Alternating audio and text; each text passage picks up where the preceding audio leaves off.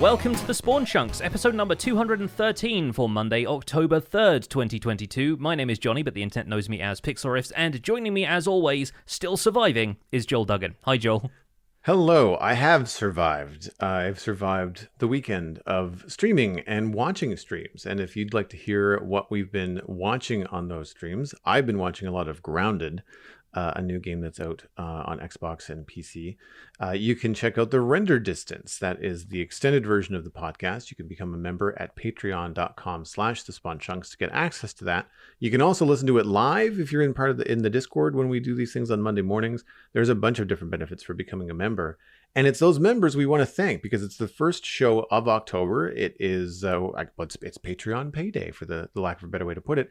You folks are the reasons that we get to do the show. The support from our patrons keeps the show going, and we cannot thank you enough. It's an absolute pleasure to be able to do this every single month. And we have other benefits coming up. We can, of course, expect the Chunk Mail dispenser later this month. The quarterly Hangout is actually happening this coming Saturday, October the 8th. More details about that in the Discord closer to. And we do have to make up the monthly Minecraft Hangout for September. That was rained out by Hurricane Fiona that came through Nova Scotia a couple of weeks ago. But once a month, we hang out with our patrons and we talk about what they've been building in Minecraft. So all these things are accessible via patreon.com/thespawnchunks. This is going to be a really interesting month because, of course, we have Minecraft Live coming up and we are planning on restreaming that over on my Twitch channel. More details of that later on as well. But yeah, it's going to be a really interesting month to see what announcements from Mojang spark people's imagination and all that kind of stuff. We got a bit of news about that coming up, and our main discussion today is going to be focused on one of those pieces of news in particular. But first, what's new in your Minecraft life, Joel? I have built the two towers. Well, maybe not the two towers, but like the two towers that are, two towers, a pair of towers that are attached to the Taiga Hill mansion. There's not a lot to discuss here. I mean, they're 5x5 towers, but they've got that like the corner kind of cut out of them, so that each face is 3 and they're attached diagonally. One is much shorter than the other. But I have finished the inside and outside. So they had a basic shape and form. They had a basic staircase going up the middle of them. But I went through and put in all the details. I did the textures on the outside. I kind of tapered different parts. I added details. I tried to do a gradient. I was looking forward to trying something like, deep slate into tough into andesite. But unfortunately, the scale of a lot of what I'm doing in West Hill just doesn't lend itself to that very well. Yeah. So I went back to what's been working for me, which is just stone brick, and andesite, and doing a gradient from one to the other. And it seems to work okay. The stone brick kind of acts like a top and bottom, and then the stone and andesite tends to look like, the andesite kind of looks like weathered stone. It kind of looks like stuff that's been around for a while, so that helped. It made things look more finished. I like that the exterior of this is looking more like a completed thought rather than just like a bunch of stuff that's been thrown vertically, and so that was fun, and some fun little Easter eggs and little things that I didn't really plan but just happened to work out very well. There's a battlement on the front door or front face of this mansion, and both towers, just without any planning, the staircases inside happen to line up perfectly. So you can now there's an entrance to each tower from the battlement, which makes sense, but it wasn't planned. And it works out, which with each floor going down, like you have a staircase and a landing at the main floor, the basement, at the battlement, and then of course at the top when there's like a windows and a balcony. It was a lot of fun. I like simple, straightforward builds like that. It took 2 streams to do each tower because I'm me and I have to make everything look very specific. But a lot of spruce trapdoors, and I think my favorite trick of the whole thing was the tallest tower. It might be the tallest thing in West Hill, and so I've got to say it's got to be 20 or 30 blocks just in the staircase alone. So in the middle, even with the new lighting numbers, I still had about 9 blocks where the slabs where you would have a flat platform would be light level 0. Yeah. And I did not want a creeper surprise going up the stairs to the tower. So what I ended up doing was I raised the floor of the very top floor of the tall tower by a trapdoor's width, and then I hung a Soulfire lantern on a chain and the chain goes all the way down the middle of the tower by like 8 blocks. And then the lantern on the middle lights up, and it's more than enough to take care of those 9 blocks, but it gets everything to about level 5, like all the way up the tower. Mm-hmm. And then the chain serves a gameplay purpose of you can't walk into the hole. Sure, yeah. Like you can't fall down the hole in the middle of the stairs, which I've done once or twice. I didn't die or anything, but it was still, a thing that gives you, puts your heart in your throat. Yeah. So that I was like, okay, well, that's kind of cool. Like, that's good to remember, because like a lot of times I want to cover that up and make it look more realistic and have like a log support that goes up the middle of these small towers. But then you just feel so claustrophobic going up them, right? You feel like you're going up this teeny tiny little stairwell, which I know is accurate because I've been in older, like medieval forts and things, not medieval, but I've been in old forts around the province, and the passageways, like, I'm uncomfortable. Like, it's very tiny. And so I know it's accurate, but like, this was just this nice way of like, well, this is a great way to not fall down the middle, and the chain doesn't obstruct your view at all. So you don't feel like you've got 2 blocks like earphones, So, but yeah, everything came together quite well. I was quite happy with it. It was nice to kind of go in and break apart the big build and the large to-do list I still have left on it down to just 2 items. Big tower Saturday, small tower Sunday, and then nice. Revisit next time. Yeah, you're not going to make Small Tower Sunday a regular thing. That sounds like a brand name at this point. That's like Shopping Tuesday for me. It's we'll have Small Tower Sunday in the city of West Hill. That would be good if you were doing something like the wall that I have going around the town. Like if you had a really big project, like a wall that was part of your story on Empires that required you to put like turrets like every so many blocks. Mm-hmm. Like you could just, instead of Chopping Tuesday, you could have like Small Tower Sunday and just like, just build towers. Yeah. all stream long, It'd have to be every other Sunday for me because the alternating Sundays are still Dungeons and Dragons, but we could make it work, I'm sure. Over on Empires, speaking of which, I have been mostly working on this Froglight Orchard that I mentioned last week. But the Froglight Orchard has since grown to, I think I have about 23 trees in there right now. I was going to build 24, but I ran out of birch leaves for the last one, and I was doing these all on stream, so I decided, cut it off there. I'd already gone over my usual allotted time and figured I would just leave one as a tree stump for the time being. So I might leave it there, or I might have the tree that's like kind of fallen down or something like that. But this is all based on 3 different tree designs that are different combinations of froglights and leaves. So the ochre froglights match up with mangrove leaves, and I'm in a savanna, so they have that kind of yellowy green color to the natural leaves. But then I'm using azalea and flowering azalea for the pearlescent froglights and birch leaves for the verdant froglights, so that each one has a different leaf color. And the idea is that some botanist at some point has managed to engineer different types of trees to grow froglights on them, so that I have an in-world excuse for my froglight farm, which is, miles away in the nether, still feeling like it's part of the Empire. And I came up with 2 different designs for each variety of tree, and then I just rotated them in different ways, using the kind of video game developer idea of, you're taking the same few assets so that the game doesn't have to render the same thing over and over again.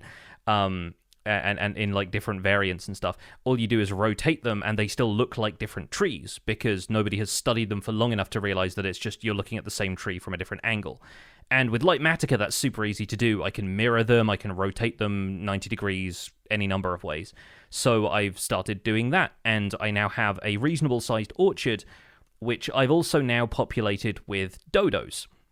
So this is something that's been in the work for a while, and on the server on Empires, we have a custom entity models mod, which allows us to import things which are variants on existing mobs, and one of the best things to do that with is a horse, because if you modify the way a horse looks, then you have a mount that you're riding around on constantly, and it can feel like part of your Empire's identity, and it's something that you're going to take with you, so you see it quite frequently, as opposed to like having a different model for pigs, but then never seeing a pig again because you're out in the middle of nowhere working on other stuff. This at least feels like something we can take with us. And I was talking about this with my stream chat a while ago, and they said, well, since you're bringing this empire back from its history and you're reconstructing stuff from the past, why don't you do that with your mount as well and have dodos be your animal? And so I've been working with a very talented artist block modeler who's put together a lot of the stuff on Empire Season 2, and they came back to me with a brilliant design for a dodo, inspired by a bit of concept art that I found online,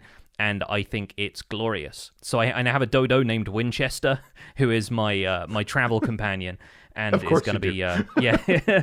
I liked the name. It's a name from I used to like write little short stories and stuff like that ages ago, almost in another life now. And one of the characters was named Winchester, and I just liked the name. So it's I think it's also there's a town near where I grew up called Winchester, which I think was the old capital of England as well before London became the capital. So like there's a lot of depth to it, but it's just an adorable dodo character that I thought was really, really fun. So how big is this? Because it's kind of hard to get a grasp on the scale. I mean, the image looks fantastic. It definitely it feels Minecrafty. It feels just a little bit beyond what you'd normally get from like a horse or a cow model. But I mean, it's very well done, and definitely like you immediately go, "That's a dodo." Like you know exactly what it is. Yeah, they're quite detailed, but they are really fun. They are the size of a horse. I mean, not like wow. in terms of length, but in terms of height. So when I'm riding one of these, it looks realistic. Like it doesn't look like I'm riding around on this tiny little thing. Like I'm not a chicken jockey at this point. I'll try and get a decent screenshot of me actually riding one. By realistic, you mean ridiculous at the same time, right? Oh yeah, no, absolutely.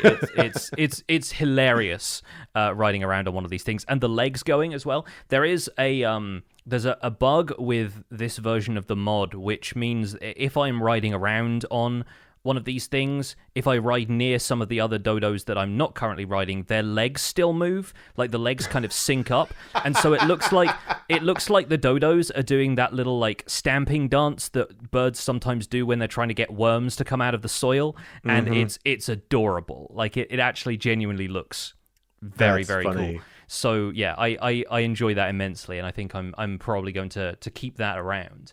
Yeah, I have a couple. Please tell me that this does like a two-legged plie when you jump over something. It kind of spreads its wings when it jumps in a cute little way. Okay. But yeah, I just thought, like the juxtaposition of a dodo and a ballerina kind of doing this like ta-da as you just kind of like jump across a couple of blocks in front of your other server mates. That would be very funny. It would be great, yeah. So I ended up they're all converted from horses using an item that we have as part of the mod pack. So I brought a bunch of horses over. I tamed a bunch of them and tried them out for their different stats and whatnot, and there were a couple that had really good health but were kind of slow. There was one that had good health and speed but was a really poor jumper, and this one was just like a good all-rounder, so I ended up sticking with him in the end. But there was one that was just so slow and had like 9 hearts, and I was like, this dodo is basically still extinct. I'm not going to be riding this one around at any great speed, so decided to leave that one to have its pick of the best froglights. And a few people in the community have now started to like headcanon, even though I haven't really said that these froglights are edible fruit, that the dodos just like pick the low-hanging ones off the trees and eat them, which I think is kind of cool. That's really fun. Yeah, aside from that, this week I've been tidying up some aspects of the Great Bridge, which I left unfinished. I was really happy with the build, and it's been there for a long time, and people have started building stuff on the individual towers on the bridge, because I put 12 towers in there because there are 12 other people on the server. And there's an off-ramp, I've been thinking of it as, to go down to the hill that leads around into basically the back entrance to my empire. And there's a spot opposite for something similar that I hadn't worked out what I wanted to build there, and that's just been empty for the longest time. So I decided I was just going to mirror the off-ramp onto the opposite side, and that's what I've been working on so far this week. I've got other plans, but a couple of things that I don't want to reveal quite yet. It's a week of secrets over on Empires. It's going to be challenging making those secret projects, because like as a content creator, like you want to obviously share everything, but then like you'd be spoiling your own work as soon as you get out there, right? Yeah. I mostly don't want to spoil it for other people on the server who are inevitably going to be, spoiled for it by their audience. There's going to be somebody who says, oh, the secret to this puzzle or whatever, like they'll let them know where all of the loot is, and I don't want that to happen. I want people to be surprised by that. So crossing my fingers that people will find that stuff in good time, and that I don't have to delay some of the videos that I'm making about it, but we'll see how it goes. Let's move on into the news, and this week we have an interesting article from Minecraft.net, which is titled Featuring Features from Now On. Building upon a Minecraft Now Q&A, as it says in the article, this article focuses on how Mojang plans to communicate upcoming releases for the game, starting with Minecraft Live 2022, and addresses the growth of the core game team from 15 people to 80 people, which you might be surprised to learn isn't simply a matter of being able to output 5 times the amount of content they did before. Now, it's not stated in the article like over what time span the team has grown, but we know that they've been hiring new people. We've been seeing a lot of new faces in developer diaries and stuff like that. So it's interesting to hear them talk about the challenges inherent to bringing that many new people onto the team, getting them all up to speed, and obviously doing all of this while a pandemic is still ongoing. I'm going to quote a couple of things from the article here because this is the stuff that I think is going to be really important to players. So, quote, "One of the changes that the team has made is the way they work with updating the game and how they can balance fixes with new features. We want Minecraft to last forever, but it's also no spring chicken and needs some work under the hood. These changes aim to take care of our team and ensure the highest quality possible while also delivering on our promises. This year, we're going to do things a little bit differently during Minecraft Live 2022, coming October 15th. In the past, we have revealed the bigger part of our upcoming updates during the show. But this year, we want to stay true to Minecraft's mysterious nature and not let all the cats and ocelots out of the bag. The team are still going to show off what they're working on, but only the things that are ready to take the stage and shine beneath the spotlight." End quote. So this article goes on to restate the importance of community input into Minecraft's growth, saying we are going to keep listening, learning, and drawing inspiration from you. But it says effectively that they are not going to be showing features which are in development but might not make the cut, because that's clearly something that community has not been too keen on in the past. The other thing that we wanted to highlight in this week's news is something we're actually going to be dedicating our main discussion for, and that is the Minecraft Legends Classic Mobs and New Friends video over on Minecraft's official YouTube channel at youtube.com/Minecraft. The video description says, "Take a closer look at the mobs of Legends, courtesy of our game team and our friends at Blackbird Interactive." The video outlines the approach that the Minecraft Legends team has taken to introduce new mobs like the Plank, Cobblestone, Grindstone, and Mossy Golems to the roster of familiar mobs like Creepers, Zombies, and Skeletons. And yeah, we're going to be unpacking what we've seen in this dev diary a little bit later in today's episode of the Spawn Chunks. I'll leave one little note here that I watched the video live on my Sunday Minecraft stream with my community, and it was really fun to do that. I might do that more often with the Minecraft videos that come out. Very often, I'll just kind of like throw them on the couch while I'm making breakfast, or like, you know, I'll watch them when I see them. But it was more interesting to have like a bit of a live conversation and bounce some ideas back and forth, see initial reactions of people watching it for the first time, as I was as well, sharing my first impressions with chat, and then having a visual thing to go back and pause and go like, "Ooh, look at that! Oh, look at that!" So I might do that more often. It was a lot of fun. So we'll have to look into that. But yes, I will save my full thoughts for our main discussion. Yeah, I'm thinking, given the way they usually communicate stuff for the mob vote for Minecraft Live, we may not get to see the mobs that they're going to have up for voting this year, like during one of our Spawn Chunks episodes. Like we're going to come here on Monday, record the show, and then information about the mob vote candidates is probably going to come out after that. So it's probably going to be a good thing to do if we're streaming during the week or anything like that, to pick up on the Minecraft Live mob vote info and maybe do a live reaction to it where we can, because we're not going to be able to talk about it until the live stream on October 15th. And hey, like, I mean, you've got a regular Tuesday stream, so very often this stuff ends up coming out on Tuesday immediately after we publish the show. Yeah, right. Or within 24 hours. I mean, look, my schedule is flexible, so like if you wanna jump in together and watch it together live, then I'm happy to do that. Yeah, we'll see what we can come up with. In the meantime, though, I think this first article is really worth considering. And I posted a reaction to this on Twitter almost immediately because I was really happy to talk about Mojang, to hear Mojang talk about their communication strategy, which this article was naturally a part of.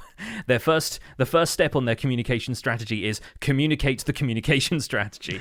But there are so many positives to take away from this. I think it prevents issues like players getting attached to stuff which might not make it to full release, stuff like the archaeology system, stuff like fireflies, things which are clearly prototypes at the time, and they think, yeah, this probably still has a place in it, but still ends up getting cut during development, and then you don't end up with players kind of having this current attitude we're seeing, which is all of these features are still promised and aren't coming to the game, and they're delaying them, and why. So hopefully we end up with less of that happening in the community. The community also doesn't jump to conclusions about sketched out features, things like the birch forest concept art, and if we end up not seeing too much of that, which we figured we would after the backlash there, it makes sense to focus everybody's attention on the stuff that they are confident is going to be part of the release and not end up misleading people as a result, whether intentionally or unintentionally. It also means that we get pleasant surprises during the snapshot cycle. Like, I remember back when we were covering the Nether update, the sudden appearance of basalt deltas and striders during the development of 1.16 was really exciting for us, both on the show and as players, because it was stuff that hadn't been mentioned at all in Minecraft Live. We knew about piglins, we knew about a few different nether biomes, we didn't know that the basalt delta was arriving and striders were out of nowhere. So I think there's a lot to be said for that approach, and it's an approach we haven't seen them taking recently, where, if anything, they have seemed to overpromise features which have then had to be rolled back as the update scope, enlarged whilst they were developing it. So I think it's a really good approach to discussing this stuff at Minecraft Live this year. I agree with regards to Mojang's communication and tempering expectations for Minecraft Live. There was a snippet that we talked about from Agnes in that monthly video that they did that I think this just kind of elaborates and communicates even more clearly on. And like you said, I think it's good for the team. I hadn't realized just how large the team had grown. That's nice to know. And I think that there's a balance to be struck, because I take for granted as a former development artist, as a concept designer and character designer. I mean, a lot of my stuff hasn't seen the light of day. I've gotten paid professionally to work on character designs for television pitches that never get picked up. So then I can't share the work. People never see it. Yeah. And so you forget sometimes, I know stuff never sees the light of day, but I think the general public doesn't always realize that just because it was made into concept art does not mean that it goes anywhere beyond that artist's desk. It's the equivalent of, concept art is the equivalent of an artist or someone at a whiteboard just jotting down brainstorm ideas. Like, what do we want to do about this project? Like, concept sketches are just that. They're just ideas. They sometimes are very bad ideas, but sometimes you have to get through 30 bad ideas before you have a good one. Yeah, definitely. And so sharing everything with the public can be a little bit, it feels like an overpromise, or can be, I guess, misinterpreted as an overpromise. However, I wonder if Mojang keeps the overall theme or main features on the update a secret, if it will generate less excitement or less interest. So I don't think that's exactly what this article is saying. It's just a little unclear how much they're going to keep to themselves. I don't particularly find Minecraft a mysterious game, so them using that phrase was kind of odd to me. But there's a balance there, because if you don't reveal enough, it could lead to wild speculation. We still have emails from people expecting the end update in 1.20. That's not happening. That's not a thing. Given all the tempered expectations that we're getting from Mojang Communication, the end I really don't feel is going to be updated this time around. So I think that when you leave too much open to the imagination, people just kind of gravitate to the big thing that they want. Yeah. So hopefully, during Minecraft Live in 2022, they will give enough information about, here's the theme, here's the direction, here are a couple of things that we know are going to make it, that will at least say, okay, and I'm going to pull something out of the air, the Wild West update. Let's just call it that for something easy to talk about. Okay, well, we're going to add, a bandit, and we're going to add, a couple of different things for trains. Or for minecarts. That's the only thing we know it's going to be in there. But at least with that theme, you can kind of okay, well then maybe there might be cactuses or tumbleweeds or maybe the Badlands. You kind of have an idea. You're not then thinking that the end is going to be part of that, right? Yeah. It at least narrows the focus. So I'm hoping they kind of balance those expectations. Although calling it the Wild West update would have so many people going, it's Wild Update Part 2, it's Caves and Cliffs Part 7. It's a bad whatever. example, I guess. But I did the literal net will absolutely jump on this. I understand. I appreciate the sentiment behind it, though. Yeah. Yeah. Maybe this is the year they drop the update off of the update as well, right? Like they're communicating about the communication, so maybe they'll like not call it the update, but we'll see. The other thing that, and this is coming from the perspective of someone that does a podcast as, part of their job about Minecraft, is that hopefully if they're not revealing as much in Minecraft Live 2022, I'm hoping it might be a more economic show and that there won't be as much fluff content. Now, correct me if I'm wrong, because time in my brain over the pandemic has been one giant mush, but I feel like 2021 was not as bad. I say bad. There was more substance in Minecraft Live 2021 than I recall in previous years, minus maybe the pre-show. But the pre-show is just kind of getting people's butts in chairs before they reveal the important information. Yeah, I would agree with your assessment, though. I think 2021 was a good show as far as bringing in information that people wanted to see and less of the on-stage bits, because frankly, I think those are a factor of the times when they've been able to do a live show in front of an audience, and the audience wants a bit of like a stage show kind of thing instead of just people sitting around talking about what they do, whereas obviously that hasn't been possible since the pandemic, and they're still doing these as a virtual broadcast. So if anything, we'll get something like we got last year, where they cut to a few developers talking about some of the tools they were using. We had that presentation about Blockbench and how to design your own mob. And some of that is still peripherally interesting, whilst not just being a bunch of people on stage trying to get the audience excited about something that they're doing in Minecraft. I feel like they've also put a lot of that stuff into the Minecraft Now episodes, which go out on YouTube, so true, that they can have a place to talk to developers in a more casual atmosphere, and they're trying to do something in game, and you see gameplay action happening whilst also having another staff member on the couch who's like answering Q&A questions, for example. Like, I think they've started to do stuff like that in Minecraft Now so that they can maybe clear the deck a bit for Minecraft Live and talk about the tent poles of the development calendar. And I think that's going to be easier for them to do this year because they now have 3 games to talk about. We have Vanilla, we have Dungeons, and we now have Minecraft Legends. That's so right. I think there is a lot to be said about, building excitement for Minecraft Legends. Vanilla Minecraft obviously has an announcement of an update, and the mob vote is going to be happening all around that. But the mob vote isn't going to be the same segment as it was in previous years, because it's not like it happens in stages anymore. It's just going to be happening over the 24 hours preceding the live show, and then the votes are going to be counted and the winner is going to be announced. But they don't have to build as much hype for it, except just to say, these are your last few minutes to get the votes in. It's not going to be a 2-stage vote where the 2 winners of the first poll are put head-to-head, Yeah, no, I agree. And I forgot that content had been kind of moved over to the Minecraft Now, because I don't really watch Minecraft Now for that reason. And so that's a really good point, that there's already a different avenue for it, so they would just be kind of repeating themselves. And to be clear, I don't think that like the developer conversations on the couch is fluff. Like, that's the kind of stuff I want. Yeah, like totally. Those are the conversations I want. It's the other stuff that tends to be just kind of like a little bit more periphery that I find I find myself drumming my fingers. But that's probably unique to me as like a podcaster that covers it, my age and all that kind of stuff, because I understand that there's also content from previous years that was aimed at a younger audience and all that kind of stuff. But 3 games is great. Like, it's it's going to be really cool to hear more about Legends at Minecraft Live. I'm assuming they're going to give more. Like, they would be an excellent opportunity to, right?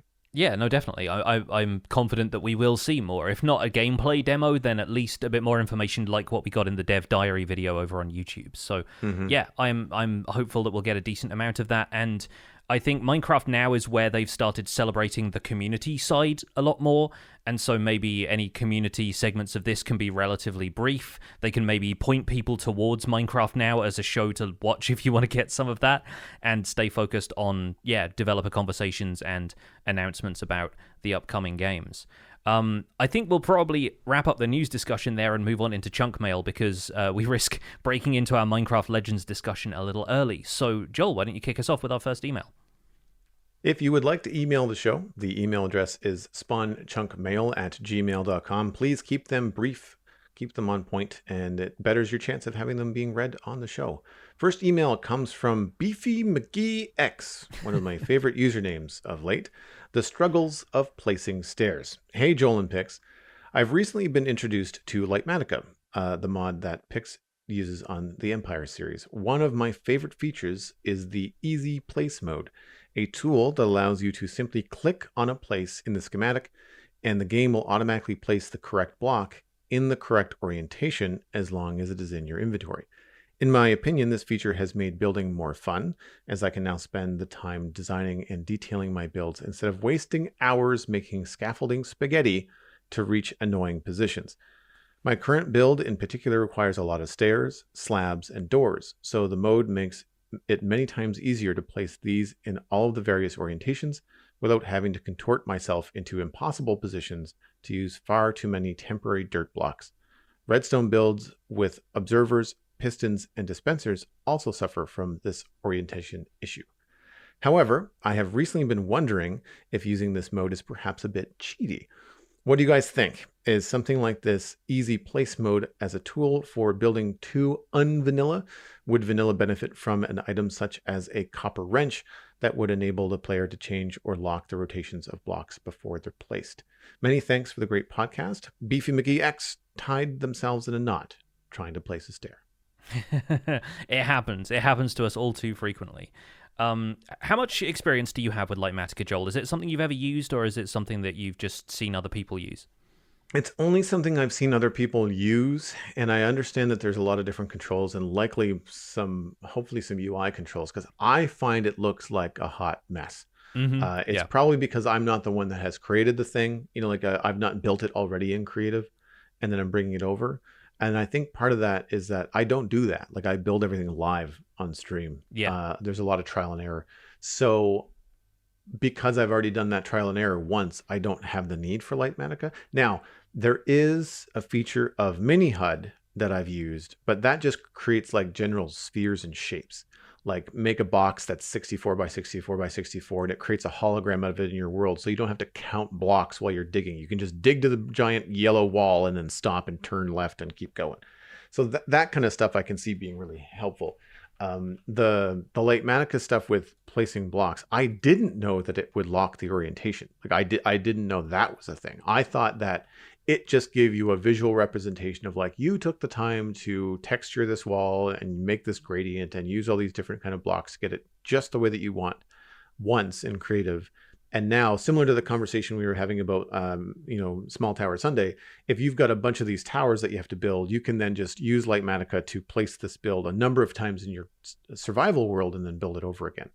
And so I don't have any experience with it that way. When I've watched, I think it was Exumavoid on Hermitcraft doing the inside of his skeleton base that he was using Lightmatica, and I couldn't tell where he was placing blocks. And again, it's probably something I would get used to once using it, but you have more experience with it than I do. So do you find that it was like that for you coming in? Did you find it was very visually confusing? It gets that way at first, yeah. And it's mainly because there is a toggle for transparency of blocks, and it's very circumstantial whether you want that or not. Like, a lot of the time I want to see the solid blocks in front of me, because especially if I'm building with a level of detail, if I have the transparency set to a certain amount, if it's maybe like 50% opacity, I often can't tell the difference between a stone block and an andesite block, because the details of the two are relatively difficult to define at that level of opacity. So a lot of the time I'll build something with the block rendering as though they are opaque, and it'll just have a kind of blue overlay and blue outline around them.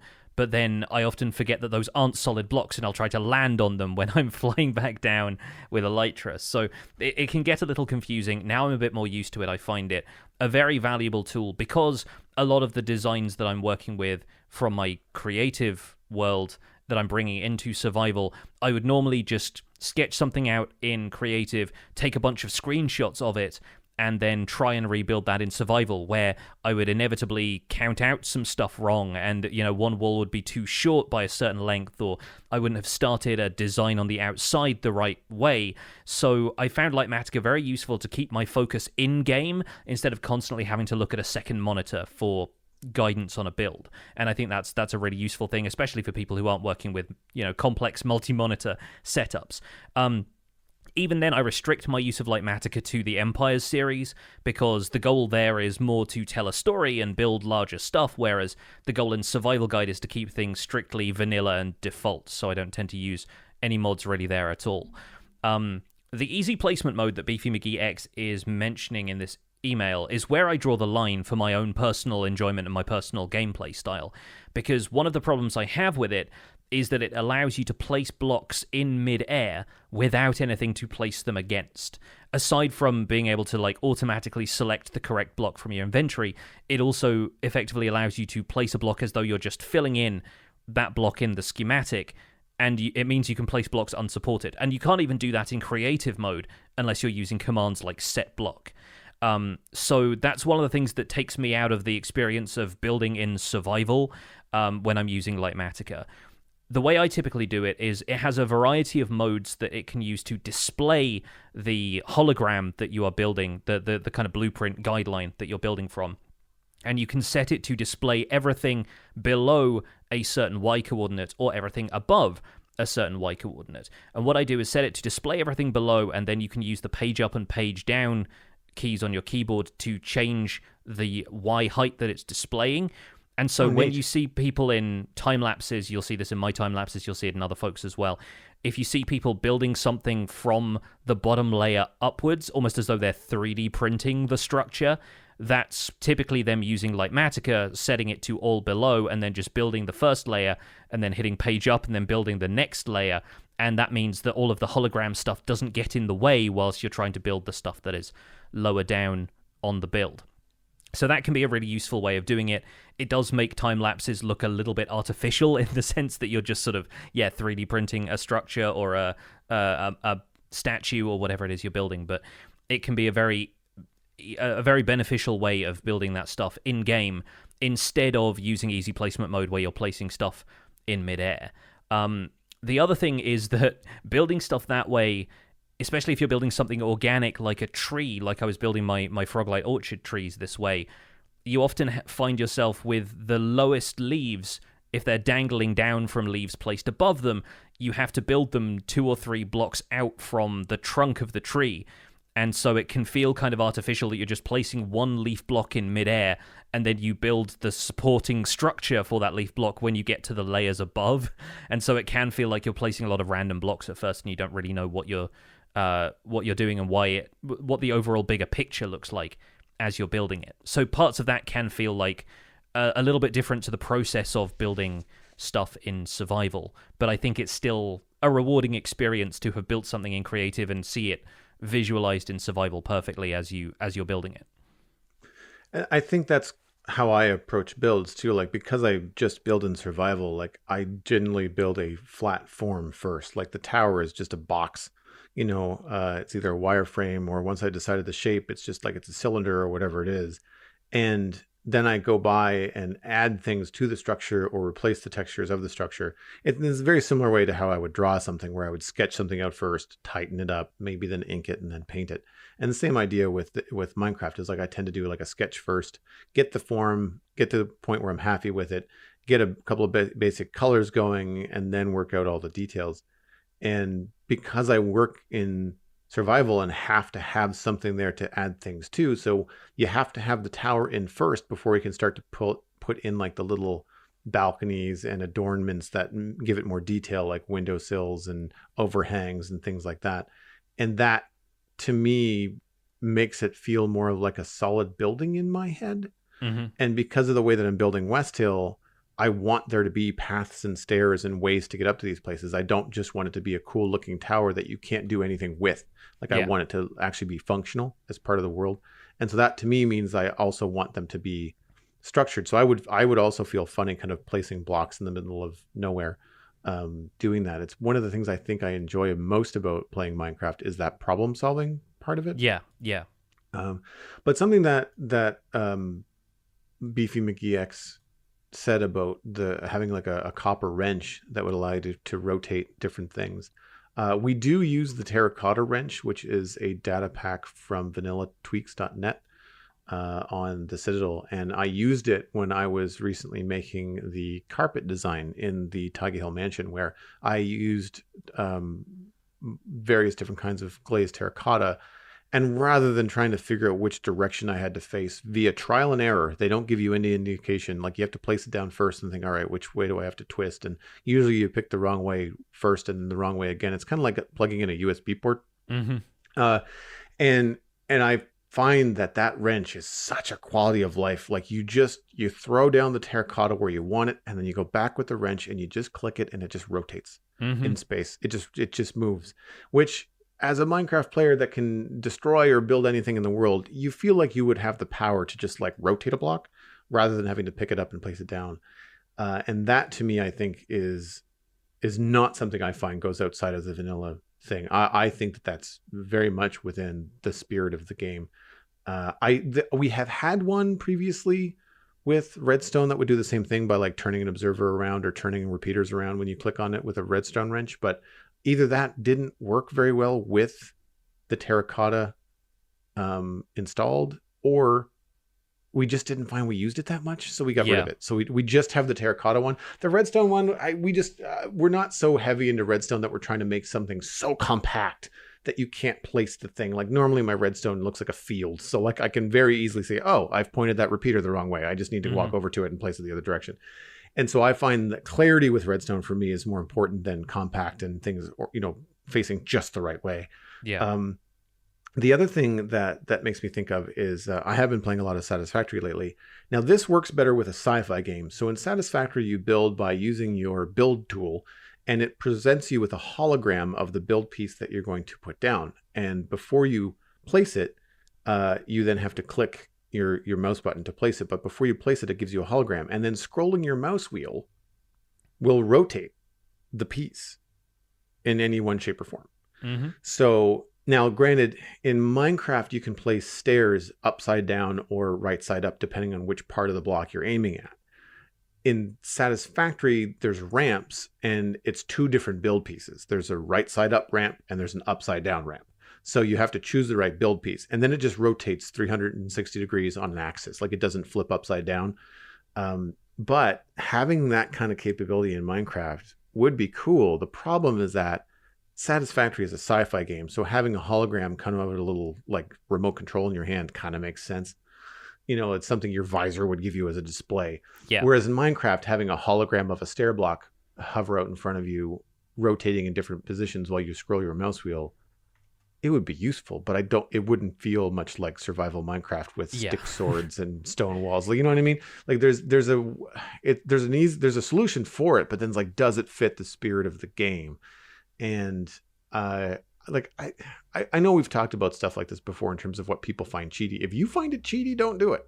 But if it's something that enables you to enjoy the game, as you said it does, making building more fun, then the thing that everybody sacrifices when they play Minecraft is time.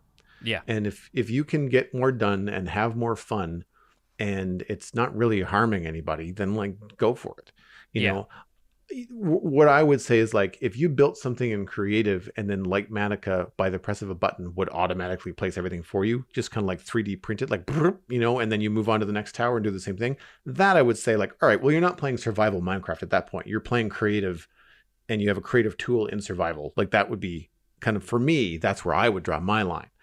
But if you're still placing every block one block at a time, I think that still takes a long time. Well, you can speak to how long it takes to fill out a Litematica like thing. Like, you've done it in creative once, but does it take a long time to fill out the schematic once you're putting it in survival? Yeah, I mean, it still takes. It definitely takes some time off what it would be building that in survival from scratch, and I think even from screenshots, like my other work method, I think it's. Like, there's a lot of counting involved if you're doing something more precise. That kind of stuff. It just eliminates the need for that, and there's a little bit less of the process of stepping back and looking at things to make sure you're building them right, because you're building them right. It's there in the guide. But I think, easy place mode makes it much faster, because you literally just hold down right click and look at all of the blocks that you need to place. But even then, you've still got to worry about like getting up high enough and that kind of thing. So it's there's still some scaffolding required. It's just not as easy as all that. Personally, I don't begrudge anybody else using easy placement mode. Like you said, your business is your own. You're the one to decide whether something is enjoyable or, ultimately feels too artificial for you, which is why I draw the line at, and I don't use easy placement mode. But I think you can still enjoy the game that way, and the only person who's going to be bothered by it as cheating is, anybody else on the same server as you who isn't doing that. Like, if you're in a single-player world, chase your bliss. Do whatever makes you happy, because I think it's only cheating if you feel cheated at that stage. I'm going to move us on to our second email. This one comes in from Lilaco, and the subject is rotting wood. Hi, Jonny and Joel. Whilst thinking about whether or not iron should be able to age, another block came into my head. Wood. We should be able to have a different age of wood, similar to the way we have cracked and mossy stone bricks. A quick Google search informed me that rotting wood is caused by fungi, so moving wood with a brown or red mushroom could create a more worn-down, weathered texture. It would add an aged feeling to builds, which would really fit a build that was historic, a Halloween-style house, or even just to create more gradients. It would match these types of builds because it can feel weird having perfect logs next to worn-down stone, as if only the wood has been preserved. I was thinking this would only work with logs, planks, stairs, and slabs, and not any other blocks like boats and doors. What do you think of this idea? Lilaco drowned from trying to build a shipwreck without noticing that her water-breathing potion had run out. So on the surface, 110%, yes. Where do I put them in my inventory? But yes, would love this. And 111% if I get rotten trapdoors, because I do like me some trapdoors. Yeah, that's fair. That's fair. But the obvious channel or challenge and debate here is: do you get one new block called rotting wood, kind of a gray, something that looks like planks that have been rotted away over time? I've got an old weathered pallet as a decorative piece in my apartment, and it's got that kind of like gray barn wood, look to it. Or do you get rotting wood in the variants of every wood type we currently have? At which point, again, where do you put them? I think the idea of limiting it to logs and planks, those that share those textures, would help a bit. But then people are going to say, like, well, I've got all these great rotted planks. Why can't I have a rotted fence? I think it's a slippery slope, I guess, when you get into it. I do really like the crafting idea with mushrooms. I think that's got some cool real world stuff. Mojang likes to stick to educational things and keep things realistic sometimes. I think it's clever. It's a good use of mushrooms, which is a block that not a lot of people use or harvest that much. So that's cool. But I think that one way that this could be kind of implemented would be similar to having mossy stone. Having mossy wood, I think, might be more useful than having rotting wood. But that's kind of just me. In terms of just building it and like you have the moss, you have the block. But then we also have seen what Mojang has done recently with things like skulk veins and glow lichen, where they give you one texture that is an overlay block. It's something that goes on top of another block. It's one item added to your inventory that then gives you as many different textures as that works with, right? With you when you overlay it over a block. So not the same as rotting wood, but like I wonder if there are other solutions than just giving, I don't know, what are there, 8 wood types now? Like, do you want rotted hyphae too? Yeah. It's, what does rotted warped wood look like? So I there's a whole slippery slope of where that can go. It's a lovely idea, though. I like the idea of having something, and maybe it's not. I don't know. Maybe it's just a matter of adding some texture variants to the existing planks. So like maybe it's not necessarily a new block that you get, but maybe there's just, they make the planks less perfect overall, Yeah, maybe. And I like your notion of it being something like glow lichen, where you can sort of apply it as an overlay. And I mean, that also implies that you could remove it, so you could have something that makes the wood look rotten, even if it doesn't actually affect the integrity of the block itself. We have people in our live chat saying, if it's rotting, will it break if you walk on it? There's a lot of different mechanics that you can infer as a result of that, but it also, it adds, if we're counting the nether types as wood types, it adds potentially 36 more blocks to the game if you have rotting variants of logs, planks, stairs, and slabs. Which is a lot of blocks to add for effectively one mechanic, right? Again, this is the problem with anything made of wood, is that like you add chest boats to the game and suddenly there are 9 additional boats because they're all different types of wood. Yeah, I think that if you are including rotting wood in the game, there needs to be some sort of catalyst. I like the fungus idea. I also recall that termites were suggested as part of the savanna changes from a previous biome vote. So potentially you have termites to hollow out a log or, infest a plank or something like that. And maybe if they work similar to silverfish, then it just becomes a case of if you destroy the block disappears entirely and you get termites. But if you break it with silk touch, you just get the regular block back, but in the meantime it looks rotten on the outside or looks worm eaten on the outside maybe.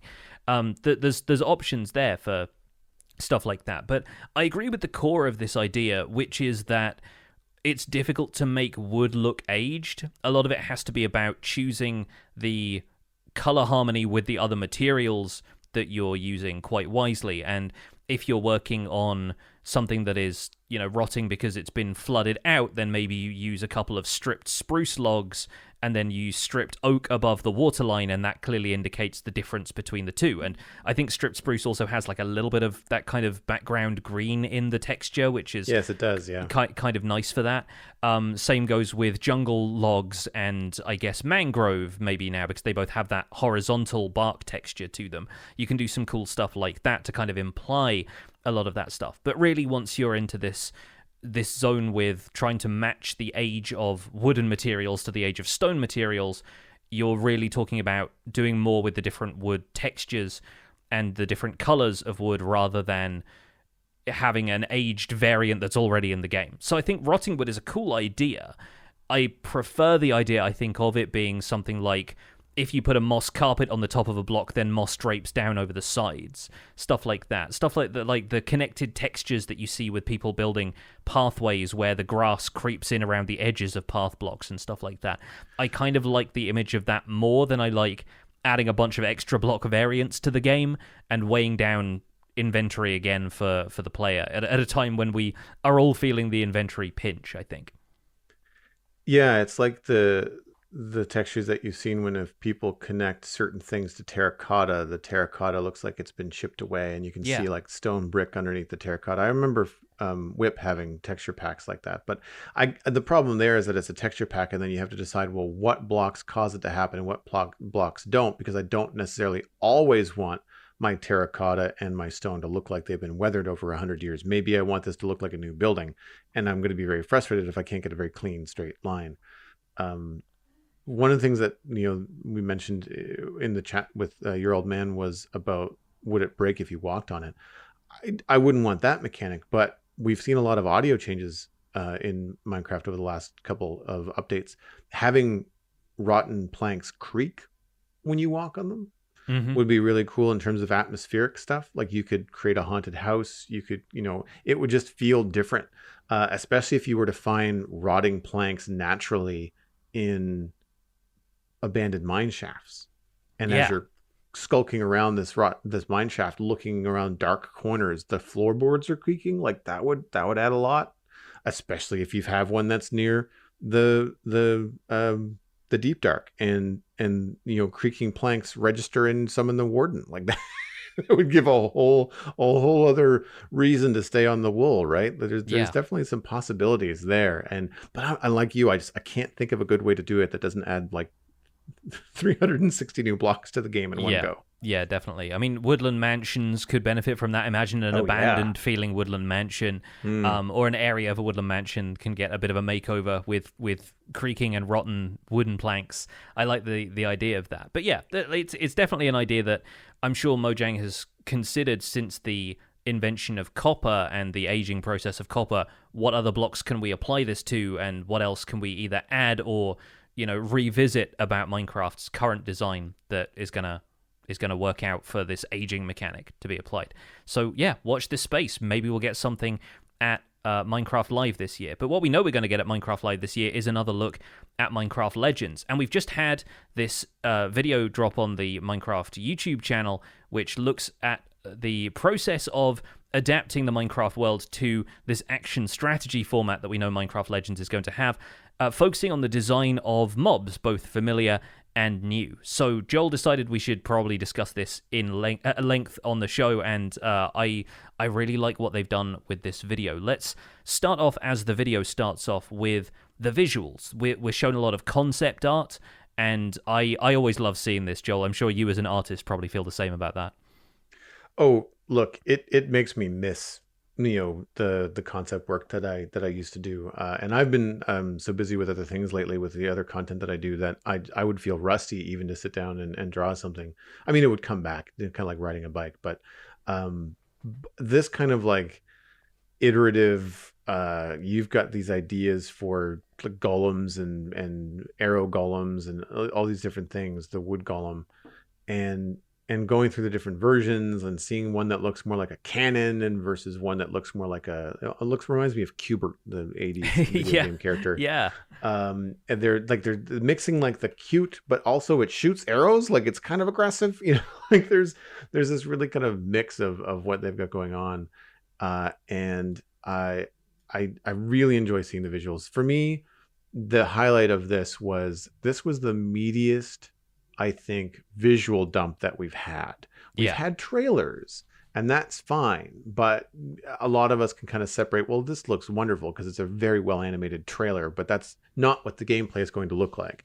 And while some of the characters in the trailer are well designed and representations of what you see in the game, like the tumbling piglins and the bigger piglins and the little piglins with the maces and stuff like that, I feel like we get a much closer look by seeing concept art alongside of more gameplay footage that I've seen previously with animated characters and landscapes and stuff going around. So yeah, I'm still on the fence about what the gameplay is going to actually be like, because I still don't really know in terms of, even what they've shown us. But I do really like the way it looks. I think that they also did a really good job talking about the reasons that they have these characters looking a specific way. Mm-hmm. I think specifically talking about the classic mobs that are traditionally hostile, zombies, skeletons, creepers, that they're saying, okay, well, how do we keep these iconic designs but make them immediately known to the player that they're friendly, but also kind of sticking with the lore of the Minecraft world, where a couple of these mobs will burn in the sunlight. So how do we keep them from burning in the sunlight? Well, in Minecraft, if you give them a helmet, then they'll not burn in the sunlight. So let's give them a bunch of really cool hats, and let's make them cute and dorky hats, which again adds to the appeal, which is a word thrown around in character design all the time. And it adds to the personality too, and the fact that they're a bunch of silly hats for zombies and skeletons. Like the skeletons have toques on, and I mean, and I want to give a shout out to Blackbird Interactive in Vancouver, Canada. It's nice that this is being developed in Canada. That's kind of a fun thing for me. But like you can see it in the hats. Yeah. You can tell that there's a bunch of Canadians that are working on this, and I know that the toques were definitely like we should put a toque on a skeleton, and then everybody in that room said yes, yep. We should. Like we have the opportunity, we are going to do that. And I think it works, and I think the combined with like the animation, which we'll get into later, but also the scale. That's the other thing too. If you'll notice, when you look at a creeper in vanilla Minecraft versus a creeper in Minecraft Legends, they've got the chibi design. Heads are much bigger. That's going to work for a number of reasons. One, it's going to be a better silhouette. So when you're looking top down or in your 3D environment, you're looking mostly down at the battlefield in these things, in these RTS games. You want to be able to discern different characters from one another. So having the heads bigger, having a specific hat on a certain type of unit means that you're going to be able to grab your well, I don't know. We'll say fast zombies versus slow zombies. Well, your fast zombies have the yellow hats and they look like, baseball caps. And then your slow zombies have got the red hats and they look more like, or maybe there's the ones wearing pumpkins. Then, they're orange, very clear. Mm-hmm. But you need to be able to discern those at a distance and quickly. And so having bigger heads makes that a lot easier. It's like why the isometric designs on like mobile games, all the houses are like, they have massive roofs. And then Yeah. everything else below the roof line doesn't really matter, because what you're looking at is mostly the roof details to identify that's the smithy, that's the thatcher, and that's my, my main town hall or whatever. And so I think that by giving them these chibi proportions, it does have that clarity for gameplay, but it also makes the creeper kind of cute, right? Like Yeah. he's not very threatening when he's got this great big old bobblehead, and he kind of looks like he's a 2-year-old that's going to fall over at any minute, right? Yeah. There's a point in the video where they talked about trying to give the zombies smiles, and they were like, no, this doesn't work. But they kind of made them look a little bit goofy. They've got their heads kind of lolling to one side, but they're still running forward, and like it allows them to feel kind of off balance and a little bit limp noodly kind of thing, but still feel like they move with purpose and have that kind of function to them.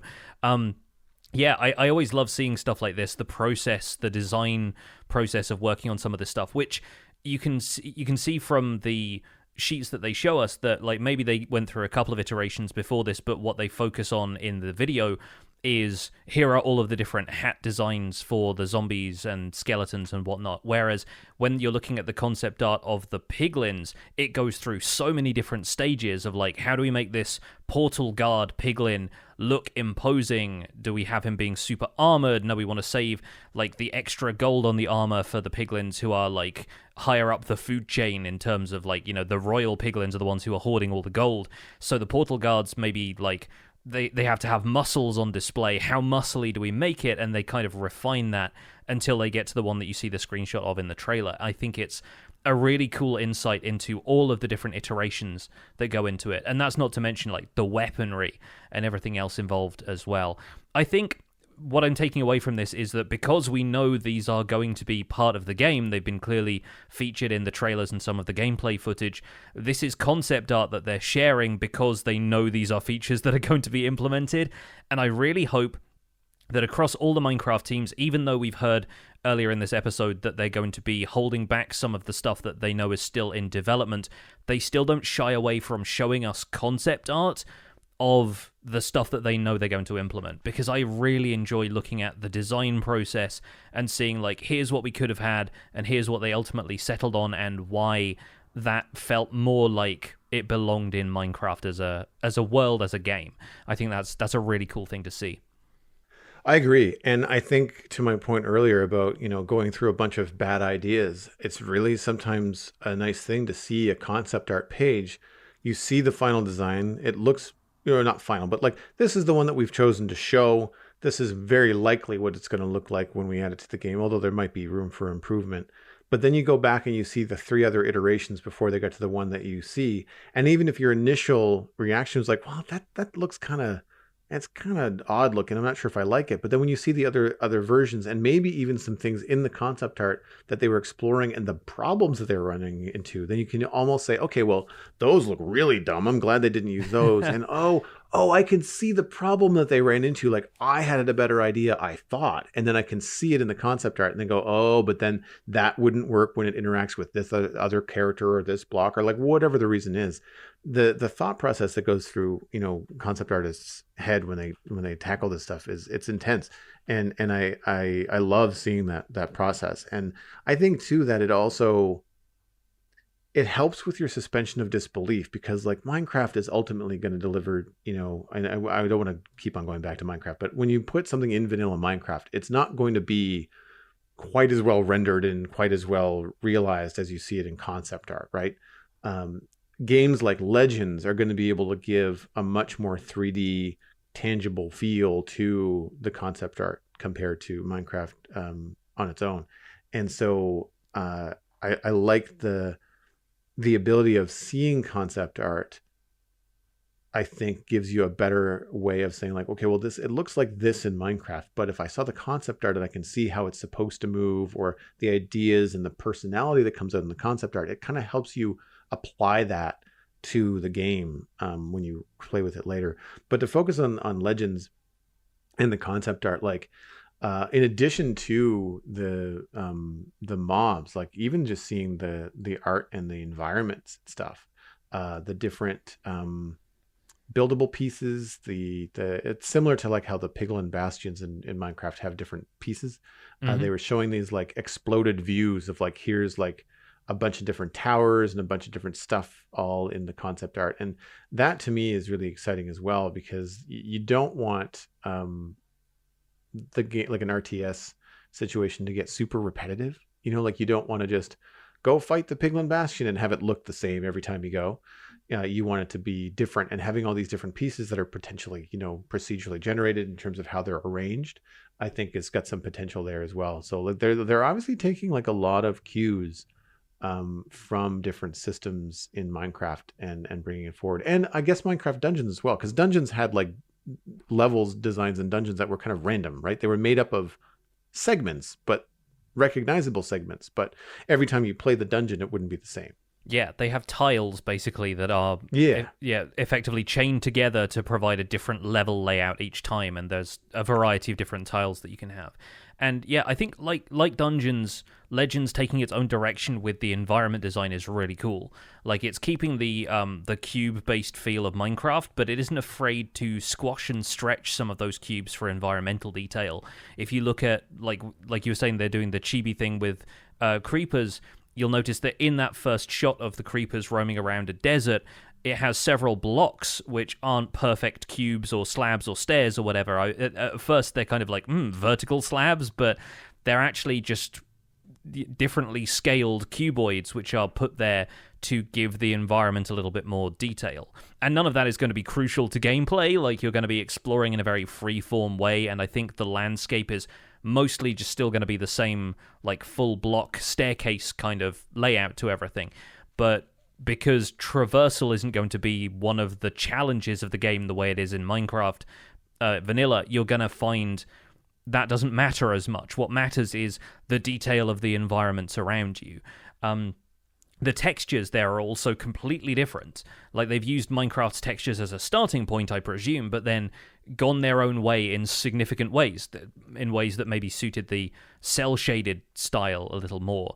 If you look at the background of the jungle scene where there's a bunch of zombies around a plant, which is not a native thing to vanilla Minecraft either, you see the jungle trees in the background. They're larger, they're more varied, they have so much more layers to them, and more branches compared to the ones from the base game, which just have one or two branches. These jungle trees look enormous, and I think that really builds the environment in an interesting way.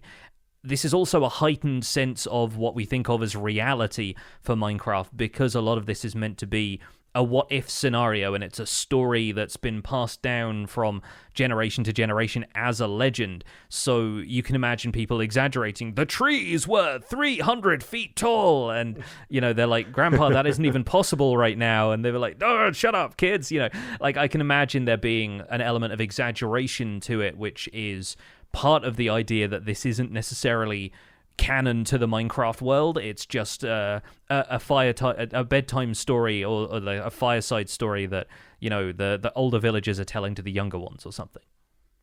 And I'm sure that the designers working on this that have designed for Minecraft in the past have just been like, oh, I get to work with something that's not a meter by meter block. Like, I can make a branch that looks like a branch. Yeah. Great. Like, I'm absolutely going to take that opportunity to do that. Mm-hmm. Like, I see what you mean, like in terms of the squashed blocks, and there's other things like, spiky spears and lots of things that are just not blocks at all.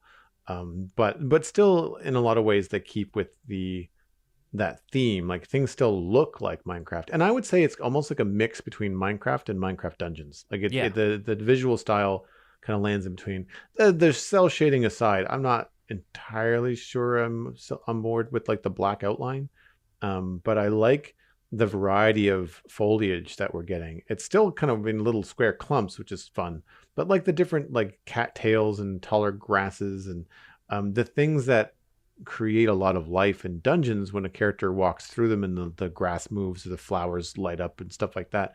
You're seeing the little video snippets of the characters running around the environment and having the grass kind of like lean out of their way or get trampled as a bunch of golems run towards the bad guys. Like, that kind of thing just adds immersion to what you're doing. And in some ways could potentially even camouflage. Like, if you got a bunch of green creepers in tall green grass, like that could be cool. Like, that could be kind of fun. Could be hard to spot, depending on what you're doing. And I don't know in the game whether we're going to be able to do PvP.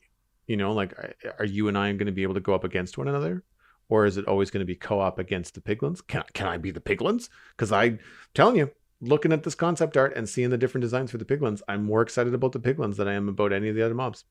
Like I really like them.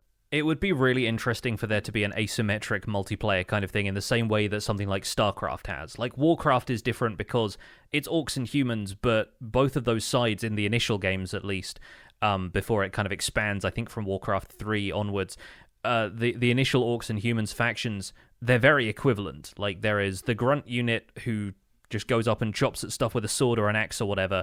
If you put two of those against each other, they basically double KO because, both of them are attacking exactly the same way, exactly the same time. Whereas in StarCraft, you have three very different types of races. And I do wonder if in something like this, if we get to play as the Piglin faction, you'll find it plays very differently to the Overworld faction in any kind of multiplayer PvP kind of setting.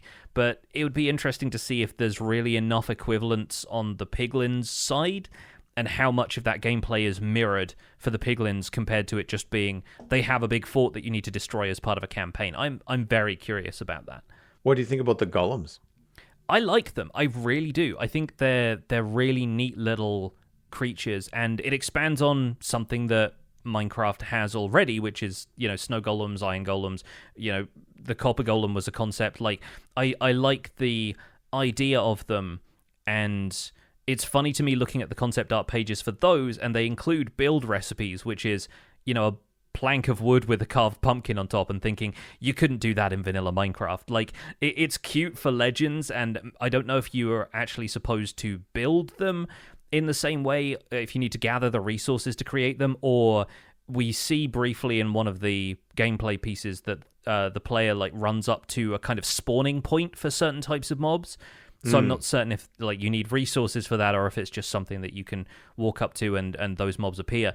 But, those recipes that they have in the concept art couldn't exist the same way in Minecraft, because you'd end up creating them by mistake all the time. If you try and put a carved pumpkin on a wooden floor inside your house and it becomes a golem instead, then that's not really ideal, is it? It's why the iron golem and the snow golem are a little bit more deliberate in terms of their shape, and their shape doesn't occur naturally anywhere. But I think the designs look really cool. They definitely suit the hordes of units approach from strategy games. When all of the stone golems were surrounding a structure and trying to bring it down, it kind of reminded me of the Zergling Rush approach from StarCraft, where you just make a bunch of cheap units and send them in as quickly as possible before your adversary has any chance to build up their own defenses. And they've each got different characteristics to them. They're visually distinct from each other.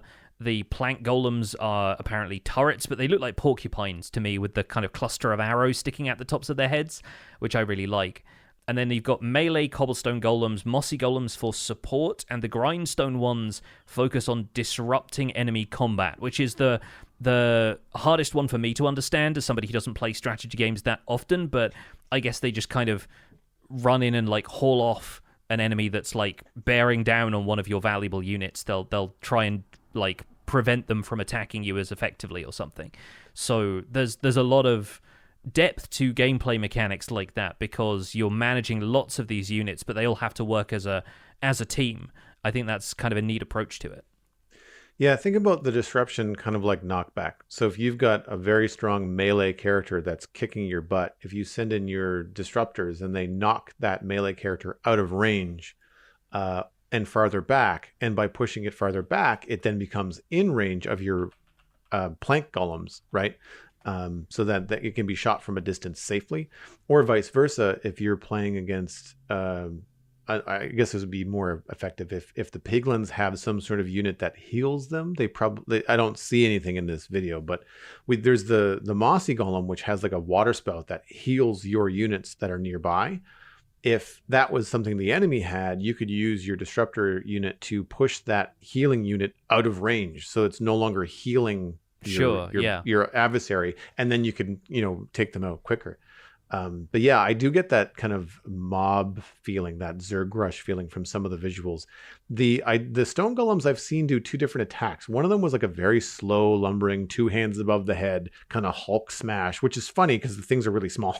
Yeah. They're only a block high.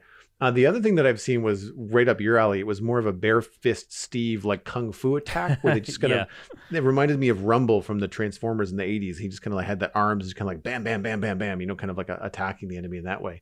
And it could be different depending on what unit they're attacking, whether they're attacking a building versus attacking another unit. I don't know. But yeah, like the thing that had me wondering in terms of the way that the animation was, not so much the individual animation, but they all have personality, which I think is great.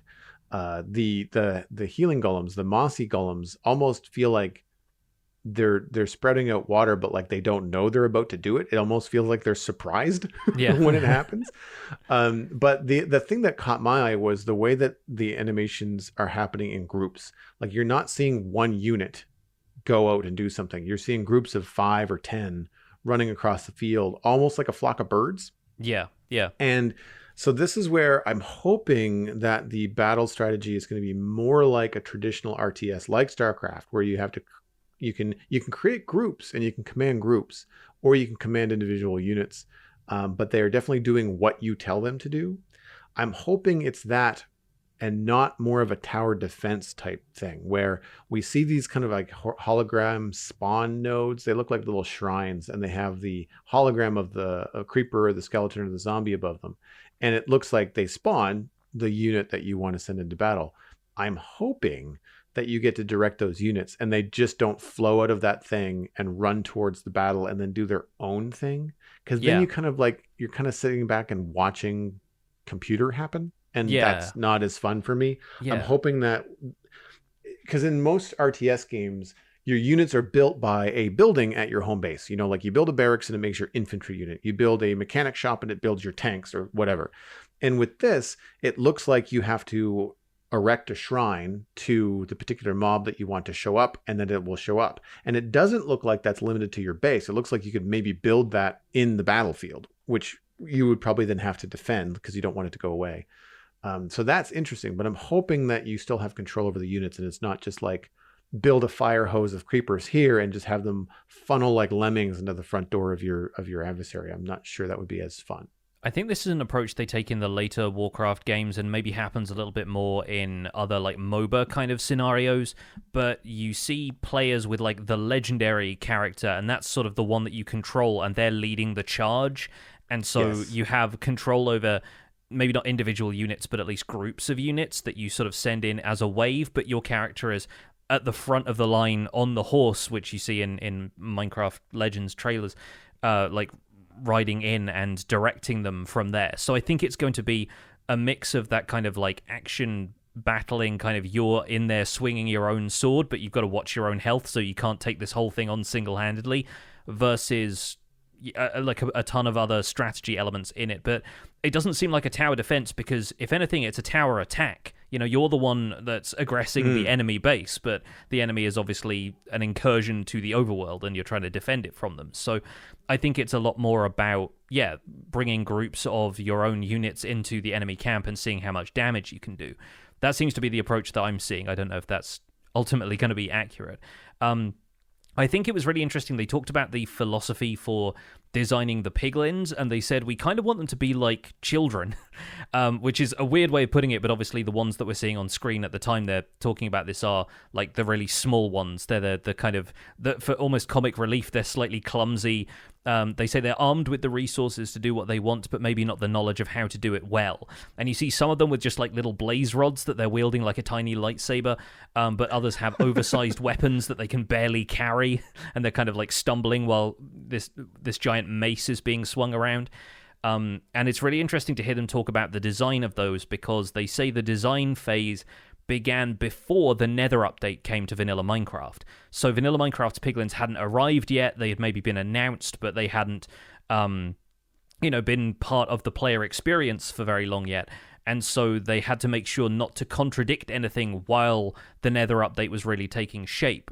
And since then, obviously, players have had time to internalize what a piglin is. And then they're coming out with a very different style of piglin, with more of a hierarchical system and different types of them beyond just the piglin brutes and the slightly different like weaponry that the vanilla Minecraft piglins have. So right now they seem to have the more steampunky mechanical technology that we see some parts of in Minecraft dungeons, although maybe at that point it's even fallen into ruin a little bit. So this might even take place in the imagination of the whole thing, even though it's not canon or whatever. It takes place even further back than Minecraft Dungeons does in the game's history, and it's more about the Piglin civilization using that technology to invade the overworld. I really like that bit about the piglins as well, how they're all off balance. And I think later on there was a comment. I'm trying to find, it's Cynthia Liu, I think is her name. Yeah, yeah. And she was talking about how the animators really kind of make them feel off balance. Mm-hmm. And there's it's a cinematic clip, but there's a hilarious moment that I keep on seeing in various trailers and promotions where there's a piglin running into battle with a giant mace, and a copper or some sort of golem thing hits the guy next to him, and he turns around to look to see what's happened, and still is running into battle, like arm outstretched, mace in front of him, but he's completely looking the opposite direction of where he's going. Mm-hmm. And the moment he turns around to look where he's going, he gets mowed over by something. Yeah. And it's just got that, like, that mentality of just like, I'm doing a thing, but I am absolutely not paying attention to what I'm doing. Like it's that thing where like you've got the 5-year-old that's out in the outfield in baseball, right? Mm-hmm. And they're just like, they're playing with the grass, or they're doing whatever it is that interests them. They're not really focused on the task at hand. And I find it very funny, and it keeps a fun spirit to the game, because RTSs can get really competitive. Yeah. And like there's a lot of esports and there's a lot of stuff that's built around them. Same with MOBAs. And I'm hoping that because of the silly nature of it, I hope it's going to be almost as fun to lose, as it is to win. Because if funny stuff like that happens, like you kind of have to laugh when these big-headed little piglin grunters and runts kind of like overwhelm you, and they're just like, it's like they're so inept, it's almost funny that you lost, Yeah. Like I feel like it's a good thing. And I really enjoyed it was Alicia, I'm trying to remember her last name. Leston is the lead artist at Blackbird Interactive, and those two developers talking about the characters and the personality and like all those things was something that has sold me more on Legends than I think anything else we've received so far. Yeah, and even stuff like the animation, like the animations have a lot more fluidity to them. There's a lot more personality in there than them, walking around kind of stiff the way vanilla Minecraft mobs do. And that kind of calls back to our discussion about bringing more modern animation styles into Minecraft's kind of more blocky movement. And I like the fact that they've been able to find a middle ground there. They're not like flopping all over the place, but they've at least got enough personality that if you have a mob of mobs, if you have like a whole crowd of them, then they're not all going to be moving in lockstep. They're not all going to be moving exactly the same way. They're going to look like a proper army. They're sort of formed up, rank and file and whatnot, but they're still like, their heads are flopping in different directions, and some of them are like running more gangly than others, and there's enough variety there to make it look like they're still individual, even in that collective group. Yeah. Which I think is great. But then the individual mobs you see walk around, like the llama has like a really kind of jaunty side-to-side kind of swagger to it that I really enjoyed. Yeah, it's like some of them walk around like a happy golden retriever. It's pretty funny. The thing that I find so interesting is that the two kind of like motion cycles that I've seen are either like the head first. I think it's like the Naruto run. That's like an anime thing where you've got your head out in front of you and your arms are outstretched immediately behind you in like a 45-degree angle, and you're just running full tilt, like leaning forward. And then the other one looks like those promotional fan powered noodles that you'll see at like car dealerships where the fan is like blowing them around. They're constantly like drooping over and then blowing back up again and drooping over. Like, so then the other run cycle that I see is like this lean back, arms up in the air, kind of like panic mode, where you're just kind of like running around, and it looks like the character's running around going, help me, save me, help me, save me, but they're running into battle. Flailing Kermit the Frog kind of arms. Yeah. Yes. Yeah. That's the thing. And so again, like they've added a lot to that. And again, it makes me miss that there's not more personality in the animations in Minecraft in general, because like you could do more stuff with a creeper like that. I almost want to see what it would be like to have a chibi looking creeper in vanilla Minecraft. Like if we changed it to be a little bit cuter, would it still be just as threatening, Yeah, maybe. I mean, I'm sure people will come out with like resource packs or something like that that have more of that Minecraft Legends flavor to it if the game takes off in popularity. I did see a few people making Minecraft Dungeons themed resource packs around the time of that, but those were more focused on the environments because many of the mobs were pretty similar. So I think it's there's potential out there for people to really run with the art style of Minecraft Legends once we've had a closer look at it, which hopefully we're going to get at Minecraft Live 2022. Once again, that's coming up on October 15th, and we're very excited to be streaming that. And hopefully we'll have a little bit more to tell you about that next week, but it really depends when Mojang sends out the news. For now, though, that's going to be it for this episode of The Spawn Chunks. You can find more information about the show and links to some of the stuff that we've talked about today at thespawnchunks.com. The music for the show is composed by me, and The Spawn Chunks is proud to be a listener-supported podcast. As Joel said at the top of the show, we love our community and they support us in what we do, getting the show out to you every week. And if you're getting some value out of the show, why not consider putting some value back in? You can do that at patreon.com/thespawnchunks, where joining our community, pledging at any level, gets you an invite to our patrons-only Discord chat. You can listen to the show live when we record it in Discord every week. You also get our monthly Minecraft audio hangout and a few behind-the-scenes peeks at what's coming up in the calendar as well. We're currently at 332 patrons, which is down from last week, thanks to the usual Patreon reshuffle at the beginning of the month, so we'd love to bolster our numbers as October continues. Special thanks go to our content engineers, Hunter555, Jumbo Sale, and Yitz. Thank you all for your support on this episode. Sharing the podcast with your friends is the easiest way to support the show. You can find us at The Spawn Chunks on Twitter and Instagram. Personal recommendations are by far the best way to share the podcast. Just tell a friend about The Spawn Chunks and they can listen to it on iTunes, Spotify, Google Podcasts, and YouTube. Be sure to leave us a rating and a review on your favorite platform. You can email the show at spawnchunkmail@gmail.com. Find the RSS feed on thespawnchunks.com, and the patron-only RSS feed is on the Patreon page, where you can listen to the render distance, the extended version of the podcast. My name is Johnny, but online I go by Pixelriffs. You can find most of what I do at youtube.com/Pixelriffs, where I try to make sense of this bizarre and wonderful game in Season 2 of the Minecraft Survival Guide and Empires SMP.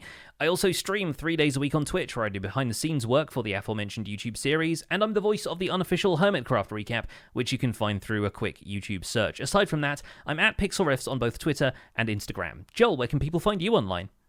Everything that I'm doing online is linked at joelduggan.com. The Citadel Cafe, my other podcast about sci-fi and fantasy entertainment, can be found at thecitadelcafe.com. Very heavy Rings of Power chat the next couple of weeks, it looks like, so that's going to be a lot of fun. You can follow me at Joel Duggan on social media and Joel Duggan on Twitch, where I stream Minecraft on the weekends, Lego on Friday, and a lot of Satisfactory during the week, but looking to change it up, so we'll see what's up. Thanks for visiting The Spawn Chunks. The world outside is infinite, and it's featuring features from now on.